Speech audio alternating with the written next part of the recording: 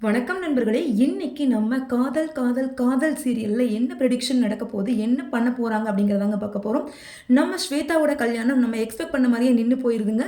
அப்ப பார்த்தீங்க அப்படின்னா கரிகாலன் கேட்குறாரு, "என்னோட 3 பசங்கள்ல உனக்கு யார சொல்றியோ அவங்கள நான் கல்யாணம் பண்ணி வைக்கிறேன்மா ஸ்வேதா. நீ ஒண்ணும் மனசு கவலைப்படாத" அப்படின்னு சொல்றாங்க. இத பத்தியெல்லாம் கவலைப்படாம நம்ம பாக்யாவோ ரொம்ப யோசிக்கிறாங்க. யார சூஸ் பண்ணுவா ஸ்வேதா? கண்டிப்பா அர்ஜுன சூஸ் பண்ண மாட்டா. ஏன்னா அவன கண்டாலே ஸ்வேதாக்கு பிடிக்காது அப்படின்னு கெஸ் பண்றாங்க. ஆனா நம்ம ஸ்வேதாவோ அர்ஜுனை தாங்க சூஸ் பண்றாங்க.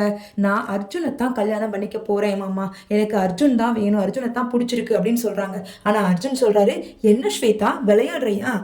ஆல்ரெடி எனக்கு தெரியும், உனக்கே தெரியும், நான் வந்து மதுவை எவ்வளோ டீப்பா லவ் பண்றேன் அப்படின்னு சொல்லிட்டு, அப்ப மறுபடியும் நீ என்ன கல்யாணம் பண்ணிக்கிறேன்னு சொன்னா இது என்ன நியாயம் ஸ்வேதா அப்படின்னு கேட்குறாங்க.